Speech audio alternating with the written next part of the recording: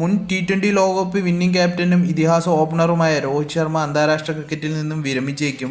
ഞായറാഴ്ച ഇംഗ്ലണ്ടുമായിട്ട് ലോർഡ്സിൽ നടക്കാനിരിക്കുന്ന മൂന്നാമത്തെയും അവസാനത്തെയുമായ ഏകദിനം അദ്ദേഹത്തിന്റെ വിടവാങ്ങൽ മത്സരമായിരിക്കും. യഥാർത്ഥത്തിൽ ഈ പരമ്പരയ്ക്ക് പിന്നാലെ കളി നിർത്താനുള്ള പ്ലാനൊന്നും രോഹിത് ശർമ്മയ്ക്ക് ഇല്ലായിരുന്നു.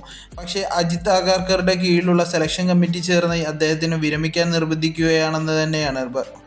യഥാർത്ഥത്തിൽ ഈ പരമ്പരയ്ക്ക് ശേഷം വിരമിക്കാനുള്ള പ്ലാനൊന്നും അദ്ദേഹത്തിന് ഇല്ലായിരുന്നു. പക്ഷേ അജിത് അഗാർക്കറിന് കീഴിലുള്ള സെലക്ഷൻ കമ്മിറ്റി ചേർന്ന് അദ്ദേഹത്തിനെ വിരമിക്കാൻ നിർബന്ധിക്കുകയായിരുന്നെന്ന് തന്നെ വേണമെങ്കിൽ പറയാം. ടി20 ടെസ്റ്റ് ഫോർമാറ്റുകളിൽ നിന്നും ഇതിനകം വിരമിച്ചു കഴിഞ്ഞ 39-കാരനായ രോഹിത് ശർമ്മ ഒരു മോഹമുള്ളത് കൊണ്ടാണ് ഏകദിന കളി തുടരാൻ തീരുമാനിച്ചത്. അടുത്ത വർഷം സൗത്ത് ആഫ്രിക്ക വേദിയാവുന്ന ICC ഏകദിന ലോകകപ്പിൽ കളിച്ച് കിരീട നേട്ടത്തോടെ പടിയിറങ്ങാനാണ് ഹിറ്റ്മാൻ ആഗ്രഹിച്ചിരുന്നത്. കഴിഞ്ഞ വർഷം ഏകദിന ടീമിൻ്റെ നായകസ്ഥാനത്ത് നിന്നും പുറത്താക്കപ്പെട്ടിട്ടും രോഹിത് കളി തുടർന്നത് ഈയൊരു ലക്ഷ്യം മുന്നിൽ കണ്ട് മാത്രമാണ്. പക്ഷേ അദ്ദേഹത്തിൻ്റെ ഈ ആഗ്രഹം നടക്കാൻ പോവില്ല എന്ന് സെലക്ഷൻ കമ്മിറ്റി തീർത്തും അദ്ദേഹത്തിനെ അറിയിച്ചിരിക്കുകയാണ്. രോഹിത് ലോകകപ്പ് പ്ലാനിൽ വരില്ല എന്നും യശസ്വി ജയ്സ്വാളുമായിട്ട് മുന്നോട്ട് പോകാനാണ് നീക്കമെന്ന് കഴിഞ്ഞയാഴ്ച 2 താരങ്ങളെയും സെലക്ഷൻ കമ്മിറ്റി അറിയിച്ചു കഴിഞ്ഞതായിട്ടാണ് ഇപ്പോൾ റിപ്പോർട്ടുകൾ വന്നുകൊണ്ടിരിക്കുന്നത്.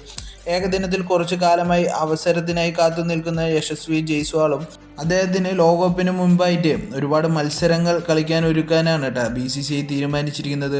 അതുകൊണ്ട് തന്നെ ഇനി ടീമിൽ നിന്നും വഴിമാറിക്കൊടുക്കുകയല്ലാതെ രോഹിത്തിന് മുന്നിൽ വേറെ വഴികളൊന്നും ഇല്ല എന്ന് തന്നെയാണ് പറയേണ്ടത്. ഇപ്പോൾ നടക്കുന്ന ഇംഗ്ലണ്ടുമായിട്ടുള്ള ഏകദിന പരമ്പരയ്ക്ക് ശേഷം ഇനി ദേശീയ ടീമിൻ്റെ ഭാഗമായിരിക്കില്ലെന്ന് രോഹിത് ശർമ്മയെ സെലക്ടർമാർ അറിയിച്ചിട്ടുണ്ട്. ഫിറ്റ്നസ് മെച്ചപ്പെടുത്തി കളി തുടരാനാണ് രോഹിത് ആഗ്രഹിച്ചതെങ്കിലും ഭാവിയെക്കുറിച്ചുള്ള അന്തിമ തീരുമാനം അദ്ദേഹത്തിന് തന്നെ സെലക്ടർമാർ വിട്ടിരിക്കുകയാണ്. ഇംഗ്ലണ്ട് പരമ്പരയ്ക്ക് ശേഷം ഇന്ത്യൻ ഏകദിന പ്ലാനുമായി പരിഗണിക്കില്ലെന്ന് സെലക്ടർമാർ അറിയിച്ചു കഴിഞ്ഞെങ്കിലും ഈ തീരുമാനത്തിൽ ഒട്ടും രോഹിത് സംതൃപ്തനല്ല. ഇതേക്കുറിച്ച് BCCIയുമായി സംസാരിച്ച അദ്ദേഹം ഇക്കാര്യം ഔദ്യോഗികമായി തന്നെ അറിയിച്ചതായും റിപ്പോർട്ടിൽ വിശദീകരിക്കുന്നുണ്ട്.